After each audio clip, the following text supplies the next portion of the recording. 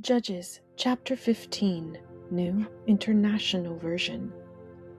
Later on, at the time of wheat harvest, Samson took a young goat and went to visit his wife. He said, "I'm going to my wife's room," but her father would not let him go in. "I was so sure you hated her," he said, "that I gave her to your companion. Isn't her younger sister more attractive? Take her instead." Samson said to them, "This time I have a right to get even with the Philistines. I will really harm them." So he went out and caught 300 foxes and tied them tail to tail in pairs. He then fastened a torch to every pair of tails, lit the torches, and let the foxes loose in the standing grain of the Philistines.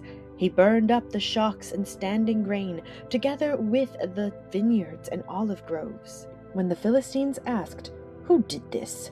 they were told, "Samson, the Timnite's son-in-law, because his wife was given to his companion." So the Philistines went up and burned her and her father to death. Samson said to them, "Since you've acted like this, I swear that I won't stop until I get my revenge on you." He attacked them viciously and slaughtered many of them.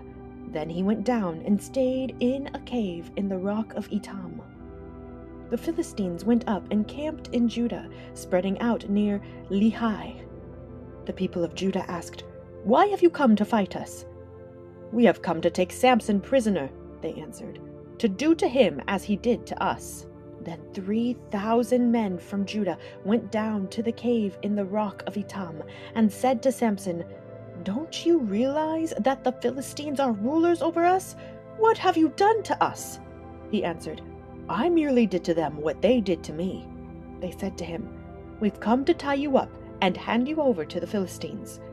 Samson said, "Swear to me that you won't kill me yourselves." "Agreed," they answered. "We will only tie you up and hand you over to them. We will not kill you." So they bound him with 2 new ropes and led him up from the rock. As he approached Lehi, the Philistines came toward him shouting. The Spirit of the Lord came powerfully upon him.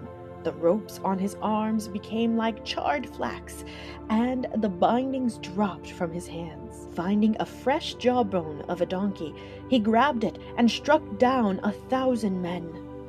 Then Samson said, "With a donkey's jawbone I have made donkeys of them. With a donkey's jawbone I have killed 1,000 men." When he finished speaking, he threw away the jawbone, and the place was called Ramath Lehi. Because he was very thirsty, he cried out to the Lord, "You have given your servant this great victory. Must I now die of thirst and fall into the hands of the uncircumcised?" Then God opened up the hollow place in Lehi, and water came out of it.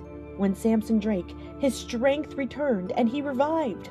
So the spring was called En-Hakor, and it is still there in Lehi.